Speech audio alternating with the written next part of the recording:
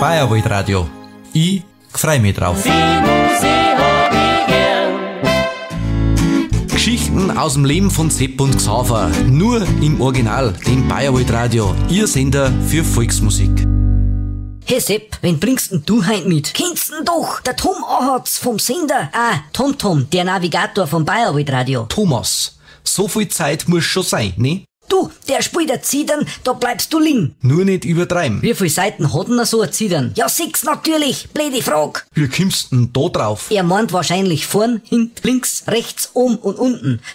Genau, und über ein Loch haben sie einen Draht drüber gespannt, damit es schöner klingt. Na, damit sich nicht die Hand bricht, wenn man aus Versehen reinfällt. Logo, damit es schöner klingt. Jetzt hört's auf, bis wieder einer warnt. Du hast doch jetzt ein Motorrad gekauft. Ist das die Schäberkisten da hinten? Ist ja elefantös. Bleib friedlich. Außerdem ist das ein Motorrad, ne? Wie ist denn beim Führerschein gelaufen? Die Frage hab ich befürchtet. Naja, ich bin die ersten 3 Meter gefahren, war schon der erste Tag gelegen, ne? Auwe. Und, was hat er gemeint? Erst hat er einmal saublöd zu mir aufgeschaut und hat mich dann angemacht. Mensch, Kerl, kannst du nicht hupen? Dann hab ich gesagt, ja, hupen kann ich schon, aber fahren halt noch nicht. Die steht aber nicht schlecht da. Ist die in einwandfreien technischen Zustand? Sensationell, sag ich euch. Fast alles neu, kaum gebraucht, super Preis. Das Einzige, was man machen muss, ist Ketten nachspannen, ein Blinkerglasl erneuern, ein Spiegel müssen gerichtet werden, der Kupplungshebel ist abgebrochen, das Gashebel müssen erneuert werden, der Tacho spinnt ein bisschen und der Gepäckträger, der ist aber schon dran. Ja, und einen TÜV, den müssen wir auch noch machen lassen. Aber sonst ist fast neu. Da lob ich mir meinen alten Schaukelstuhl daheim. Der hat nix dagegen, wenn ich reinspring. Ein technisch verwunderliches Werk. Hoffentlich läuft der TÜV nicht gleich davon. Bis bald, ihr zwei. Wollt's nicht einmal ein bisschen mitfahren? Na,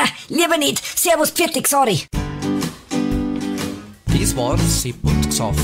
Fortsetzung folgt.